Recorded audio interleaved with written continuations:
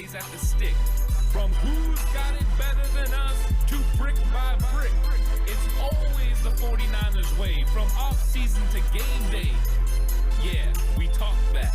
It's the 49ers Cutback.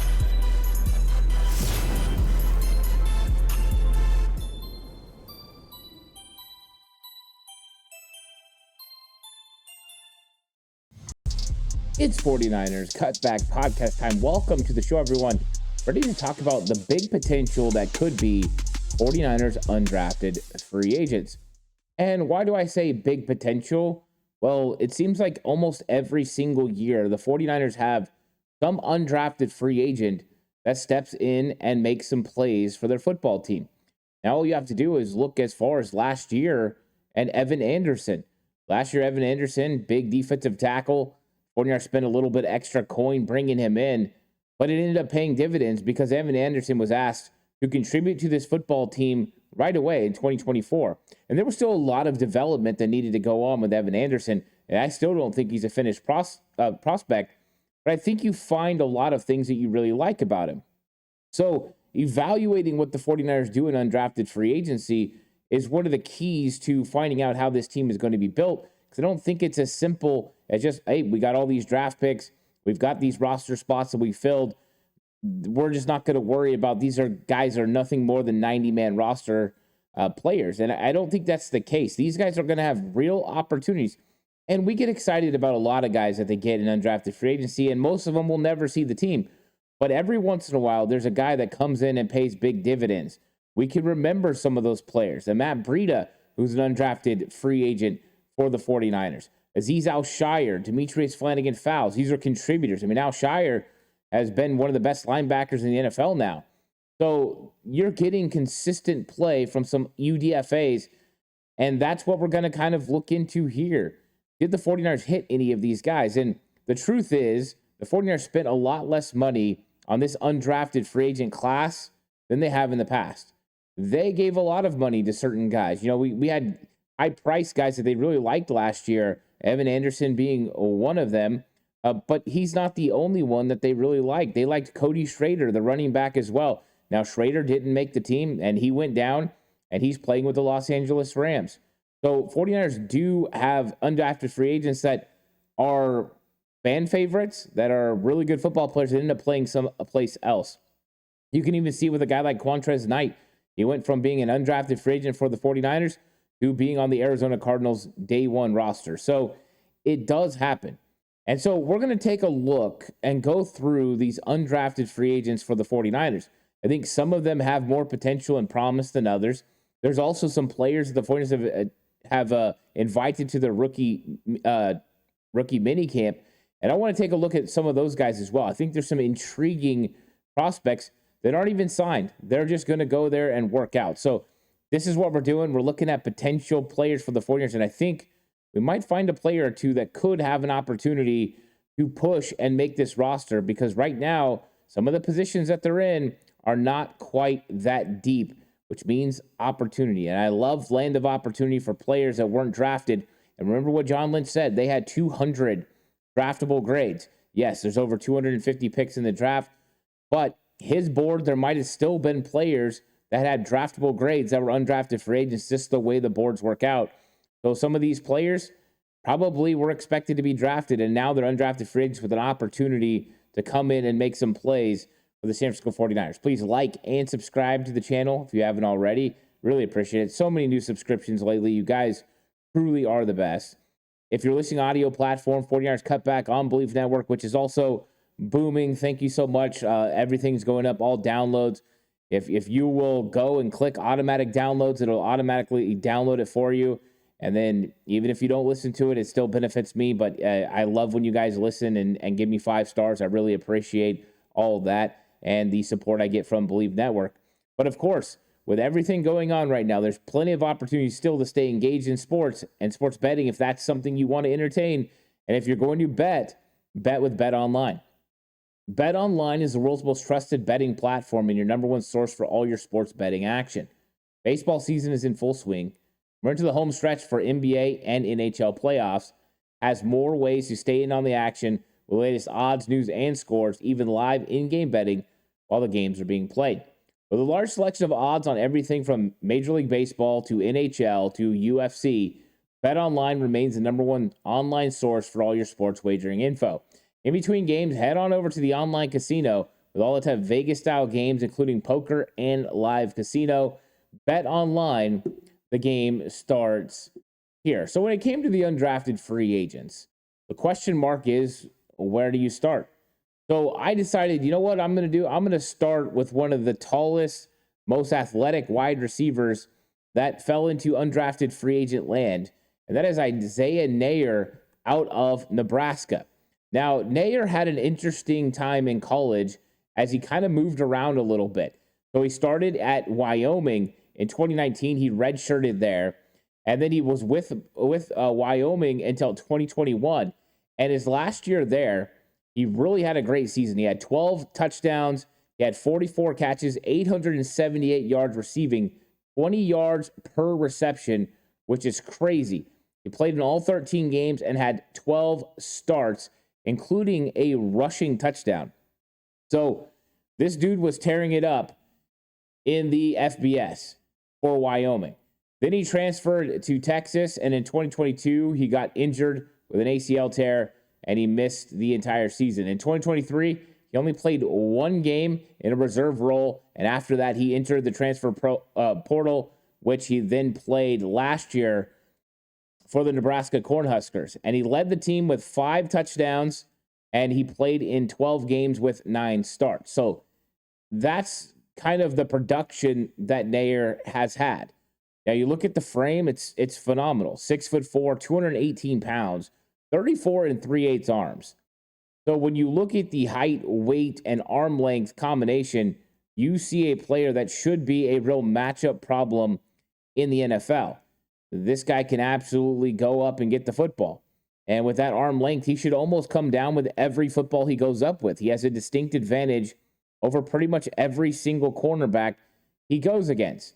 Now, he has had limited production besides the year in Wyoming. And then this last year in Nebraska, it pretty much has been marred by injuries or lack of opportunity, depending on where he was playing. Now, you might ask the question, was he good enough his second year in Texas to be able to contribute? Well, I think he was still working on the knee, still getting healthy, but there just wasn't opportunities. But when you look at the things that he's been able to do when it comes to the process of the draft, he ran a 4.4. So you're talking about a guy that is 6'4", 218 pounds, that runs a 4.40. He ran a 1.51, a 10-yard split, which is phenomenal for a guy that has long legs like this at 6'4". His vertical was 38 inches. His broad was 11.1. This dude is an athletic freak, and you get him undrafted. I think that the 49ers are really excited about the potential of what they could get from Isaiah Neyor, because you've got a big physical guy that could potentially go out there and make some plays. And I have been watching him. You know, he had 5 years in college, and so he only had a couple of years of production. That might make people a little bit nervous. But when you look at his size and speed and the ability to be able to separate, I think there's a lot of things you can possibly like about him. So let's talk about some of his strengths. He's got a ridiculous amount of wingspan to go with some really good height, and that allows him to make catches outside of his frame. And so that means an errant pass might be catchable for Isaiah Neyor. That can make things a little bit easier for Brock Purdy. It also means you have an opportunity for him to go up and get the football over players, which we talked about a little bit. He's got good agility, and that's what really helps him be able to separate against cornerbacks. And he has the ability to go get a deep ball. So if you need a deep ball threat at 4.4, he can still go do that. So that's something that I love about him. Now, some of the drawbacks. One thing you're going to watch is he doesn't always play up to his size. He's 6'4", 218, but sometimes he looks 6 foot, 190 pounds. And I think that's one of the things that he needs to get better at, is using his size, using his athleticism to his best potential. It also can be a little bit of a problem for him to be able to get through and fight through contact. So when he's having a contested catch, he doesn't always work through it. He struggles sometimes and will make it a little bit harder on himself to catch the football because he doesn't fight hard enough to work through it. and he's got to get a little bit better at his route running. He will round his routes out. So he's need to get more defined with route running. It's a pretty basic thing with most of these prospects. They need to get better at route runners. But I like Isaiah Nair. I think he's a big-time potential target. This is one of the guys you're talking about that has big potential. We've been talking, in the process, and I know a lot of people bring up Tariq Owens. This is a guy that could take Tariq Owens' his spot, and people have been talking about his potential to make this team. There is a avenue. You're looking to replace Chris Conley for him to make the team. Now, they have Isaiah Hodgins as well. One of the Isaiahs is probably going to have a really good shot of making this team because they are two of the big guys, right? Jawan Jennings, 6'3", he's the one big guy that's going to be on the active roster. After that, Nair, Hodgins in direct competition. Hodgins has an advantage. He's played in the NFL before, but Nair is going to have an opportunity to go out there and prove what he can do, and I'm really excited about it when you look at the physical tools and the speed, because that's something Jawan Jennings doesn't have, is 4.4 speed. So this is going to be a very interesting prospect. I like that one a lot. Now we're going to shift to the running back room, where you've got Corey Kiner. And I love this pickup of Corey Kiner, because when you look at what they got with Jordan James, you got a guy that was, 5'10", 5'11", 200, and 8 pounds, runs a 4.5, 640. Then you look at Kiner, he's 5'9", so a little bit shorter, 209, basically the same weight, and a 4.57. So those types of things really measure out. Now, last year for Cincinnati, he ran for over 1,100 yards with 11.53, 5.7 yards per rush. He had 4 touchdowns, 16 catches for 111 yards. But it was very productive season for Corey Kiner in Cincinnati. And he has been productive. Since 2023, he has rushed over 1,000 yards twice. But we've seen his numbers continue to go up in what he can do. He's a 4-5 touchdown guy. And I think he's got a lot of ability that I think, the 49ers are excited about. And I think he's got the potential to come in there and push for a roster spot. So right now, you got to think Christian McCaffrey, Isaac Guerendo, and Jordan James, a 5th-round pick, are pretty much locks. And then after that, it's a competition for running back 4. Now, barring injury, you could always have another opportunity. But it looks like you're going to have Corey Kiner, the undrafted free agent. You're going to have Israel Abanikanda, who they picked up off waivers last year from the Jets, a former 5th-round pick of the New York Jets, and Robert Saleh. And then you're going to have Taylor as well. So you have 3 guys there, and I think that there's an opportunity for Kiner to be able to win this job. I think in a perfect world, the 49ers like Kiner or Abanikanda to be able to take that role from Patrick Taylor Jr. And just get a little bit younger. Now, he doesn't have the explosiveness. He only had a 1.59, 10-yard split. None of his measurables are going to test out well. But he is one of those guys that can make plays when it comes to getting the ball in his hands. Now, another guy who needs to work on his pass blocking.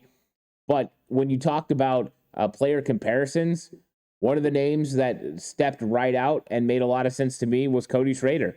Last year, the 49ers had Cody Schrader out of Missouri, and now they have Kiner, and Kiner's very similar to Schrader. They are pretty close, as far as comp-wise. So he's got really good contact balance, which I liked watching on film. He looks like a pinball sometimes, kind of bouncing off contact and doing a good job. He keeps his pad level low. He has the natural bend in his legs. He does a very good job of being able to run through arm tackles, and he's able to do it consistent, right? Consistent carries, consistent yards. That's one of the keys. He is a guy that has a forward lean, so he always falls forward. That's something we talked about. Jordan James always falls forward for extra yards. That's the same thing with Kiner. So you're going to get a lot of those 3, 5, 7-yard carries that are going to be very huge. Also, very good handling the football, very good ball security, very minimal fumbling. That's something that matches, guess who? Yes, Jordan James. So they got guys who are going to keep their hands on the football and not have any issues. He's very good with his vision. He has really good processing speed. He identifies cutback lanes, one of the best in this draft. Does a very good job to be able to adjust without losing speed. So he just doesn't have to gear down. He can just keep going, pedal to the metal, and that's something that's going to be huge for him. Now, when you're talking about weaknesses, of course, the long speed, the same thing Jordan James faces. you're getting the same thing with Corey Kiner. He's not going to be explosive for long touchdowns. So that's something that he needs to get better at. He doesn't have the lateral quickness. He doesn't have the twitch ability to explode. I think that there's some things that he could get better at when it comes to pass protection. He's willing. That's one thing about him and Jordan James. They're willing to pass block. Their technique is just unrefined and needs to get a lot better. And so that's something that I want to see him get better at, because right now, they're throwing shoulders out there and they need to get their hands on guys, and they need to get more balance and a better wide base to be able to do that. So fun player, though. I think that he's another one that's got a shot to make this football team. I think Nair has a shot. I think a legitimate shot. And I think Corey Kiner does as well to make this football team, because Patrick Taylor Jr., Israel Abanikanda, those are the guys that he's got to compete with. So, pretty interesting. Now, another guy that's interesting to me that they have that they've brought in is, let me get the name here. Jacob Robinson, cornerback out of BYU. Now, he played at Utah State, then he played at BYU. Now, one interesting thing about him, last year in college, he played at 5'10", about 165 pounds. Since the season ended, he's put on 13 pounds and put himself up close to 180, which is more in line with what you were getting from guys like Robert Longerbeam and Kobe Bryant. Some of those guys that were maybe a little bit thinner that you question how physical they were going to be able to be at the point of attack. But one thing I liked about Jacob Robinson is, number one, he makes plays on the football. That's the first thing that jumps off when you watch him. He flies around and he makes plays. And you just look at what he's done since 2021, since he got to BYU. So in 2020, didn't really play, didn't have a lot of opportunities. But when he got to BYU, the opportunities came. So just looking at what he did in 2021, he had 3 interceptions in 2021. In 2022, he only had 1 interception, but he was more physical and helped make a lot more tackles. Then in 2023, the interceptions happened again. 4 interceptions for him. Then in 2024, 3 interceptions. So this is a guy that makes plays on the football. And I think that's something you see on film. And one thing when I was doing my research on Jacob Robinson that I liked was he had offers from the 49ers and the Detroit Lions. And he chose the 49ers because he saw an opportunity to make this football team and to make a difference. And I think that's a smart individual that will look at 2 situations and look at Detroit. Yeah, they might have a better football team on paper right now, but you're evaluating yourself and, hey, what's my best opportunity to get on the field? And I think that with Jacob Robinson, he does have the ability to play on the outside as a boundary corner, and I think he's got some ability to play at nickel too. This guy moves really well in space. He changes direction very well. He's got fluid hips. Question marks for him more come down to physicality. And that's what we've been talking about a lot with some of the guys the 49ers have gotten in the past. But I think that he's got a dog mentality. The one thing that I noticed watching him on film was he's not afraid to stick his nose in there and make a play. So really clean pedal. He's got good football IQ. He's able to sink his hips and drive out of his break. He drives on the football pretty well. And when he has the opportunity, he gets his hands on the football and makes plays. So right now, is he going to be as physical at making a tackle as Upton Stout or Diamond Lenore or Renardo Green? No, he's not. But is he going to be willing to stick his head in there and get that person to the ground? Yes, he is. So this is a guy that's definitely got some development to go. I think that he does see an opportunity to make this team, but I think it's going to be a lot harder. With the first couple guys, I thought, yeah, you know what? It makes a lot of sense. I think with Jacob Robinson, it's going to be a battle. But I do believe there's an opportunity if he doesn't make the 49ers 53-man roster, which he definitely may not with some of the talent they've been able to add. I think he could be a practice squad guy that they continue to develop. And who knows what happens in that development. He put on 13 pounds of muscle. Can he put on another 5 to 8? We'll see what that frame looks like and if that speed, can stay there. But I'm a fan. I like this film overall. I thought he did a really good job and was able to, produce out there on the field. And I like guys that are going to make plays on the football, and he definitely did that. Now, out of Mississippi State, the 49ers signed Stone Blanton, linebacker. And Blanton, 6'2", 230 pounds. He was a 2-year starter at linebacker. You're getting a guy that's had experience, that's had a lot of ability to get out there and play. Now, what you're going to find from him is there's a lot more instincts than athletic ability. And I love that the 49ers do this. They get hyper athletic and they get full instincts. And they put you out there and they see what you can do, right? One of the guys last year that was instincts over athletic ability, Tatum Bethune. That's kind of a Stone Blanton type of player. He's not Tatum Bethune. I think Tatum Bethune has better instincts. Tatum Bethune's more physical at the point of attack. But with Stone Blanton, you are getting that sort of player as well. And I like having a balance because sometimes when you find these guys that have the elite instincts, they can actually get it there quicker than the more athletic linebacker because they read it. They understand it. They're able to go. So they get a half a step, full step advantage over a more athletic linebacker. And so he does that. So his good instincts make up for some of his athletic limitations that I saw on film. He reads keys so fast, which is great, which allows him to get to the runner with good timing. He's good at slipping blocks and not just straight up taking these guys on and having to stack and shed, but he can go underneath them. He can make some plays there. Now, one of the things that is a little bit nerve-wracking is he misses a lot of tackles. And we need guys that are going to be consistent tacklers for this football team. So Blanton's going to have to get better at making tackles. That is for sure. And he's also not much of a blitzer when it comes to pass downs. But he does a pretty good job in his drops.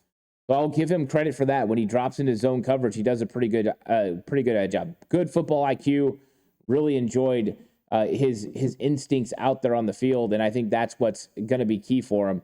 I think some of the problems he's going to have is going to be the lack of burst in the athleticism part. He gets blocked a lot when he tries to blitz, and he just misses too many tackles, and so those are some drawbacks from him. I think it would be very hard for Stone Blanton to make this football team. I think Stone Blanton, depending on what he does on special teams, could be a potential practice squad guy. We'll see. I think it's an uphill battle for him. So as you can see, the first couple guys looking pretty good. The next two guys, I think it's going to be a lot tougher, but we'll see. I'm excited to see what Stone Blanton can do over at training camp because I think it's going to be important. Now, Drew Moss is the next guy to talk about, a offensive guard / center, depending on what you think he's going to translate into, from Colorado State. And he's kind of moved around a little bit, but landed at Colorado State with an opportunity to go in there, and play. And some of his athletics ability definitely shows. 6'3", 303 pounds, ran a 5 flat 40 with a 170 10-yard split. He had 20 bench press reps at 225. So the dude is athletic enough, a pretty good 3-cone. He's got the ability athletic-wise. Now, when I watched this film, one thing I noticed about him was he plays a little tall. And I think that's something he's going to have to work on. Now, the fact that his arms are just over 32 inches, it means he can play guard. He doesn't have to be a center-only prospect. But I wonder if the 49ers see him as a developmental center. Interesting, because they have a lot of centers right now, potentially developmental, right? You have guys on the roster right now. So maybe he's going to fill out the roster at playing guard. They have a lot of guards right now. I'm guessing that, they added DJ Humphries. They're still going, and they added some other guys on this team.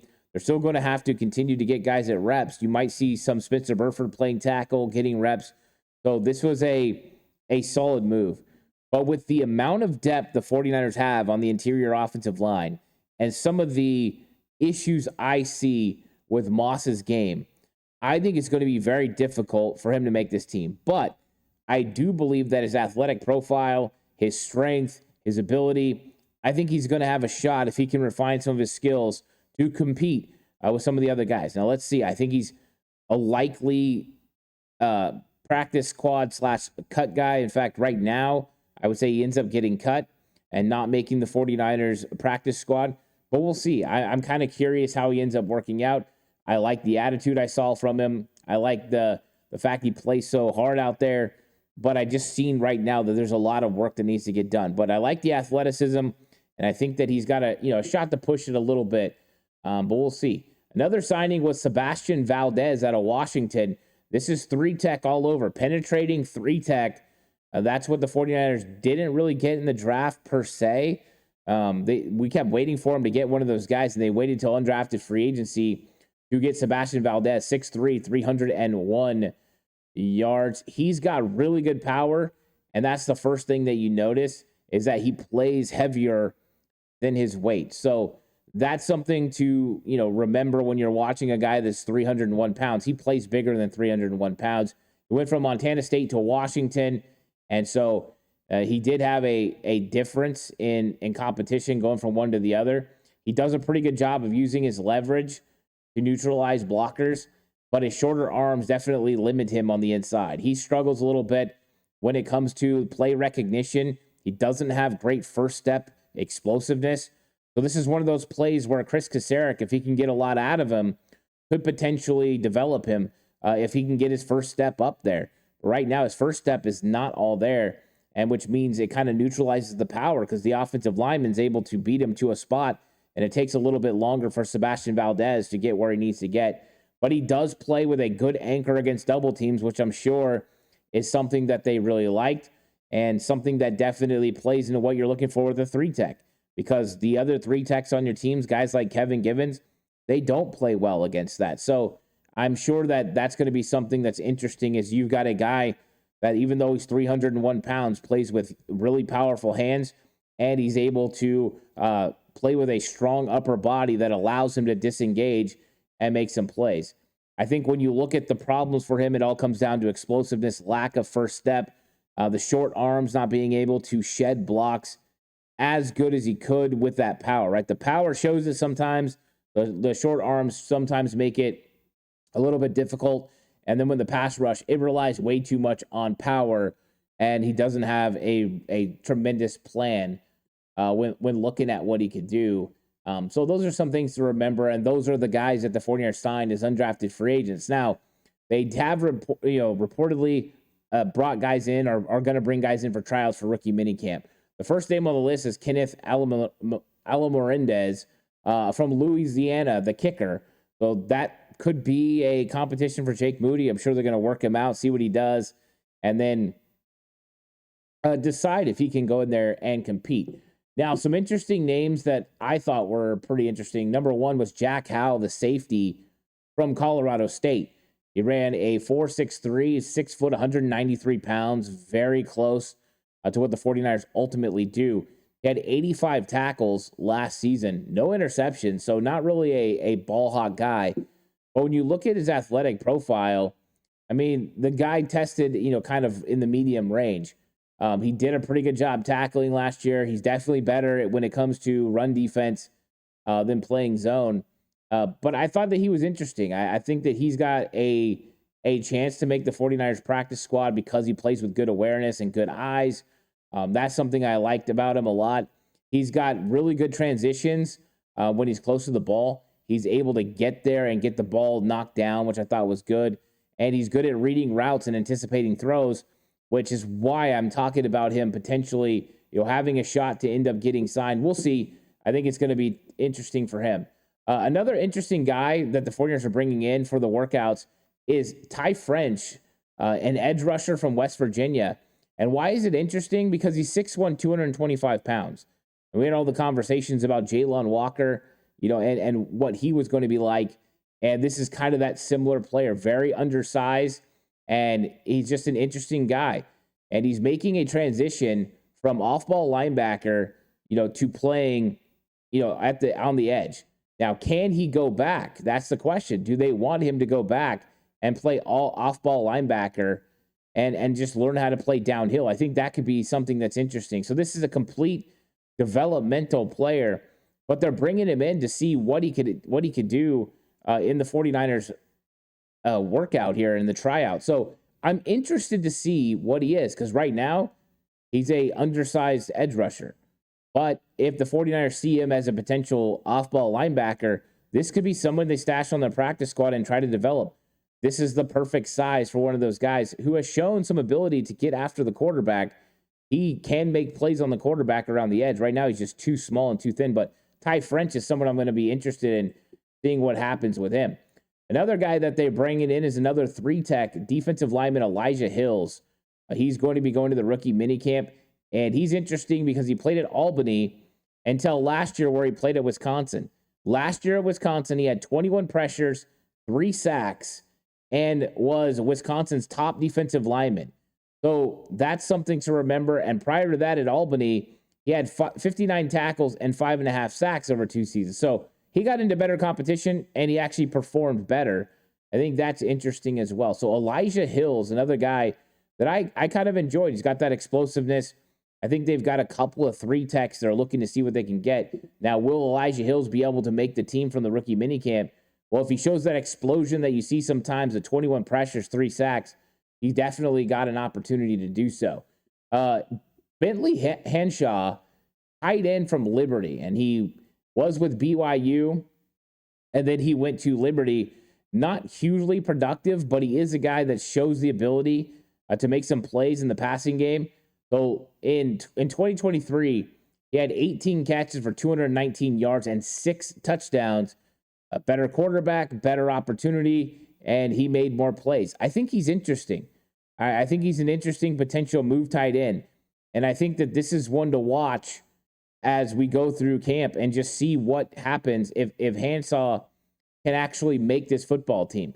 From Moore Park, California, 6'4", 245 pounds, runs a 4.7 40, so athletic enough for his size. I think he's an interesting one that I'm going to watch and hear what happened with, the workouts, the rookie minicamp. So he's somebody to watch as well. There's some if you don't have the opportunity to get actual game film, you can go watch some of his practice footage and stuff like that, and you can get a good idea of how he runs routes and stuff like that and how he is as a blocker. And I think he's kind of interesting. It was fun watching him. I watched the game that he had against Oregon, and he was able to score a touchdown on the opening drive of that game.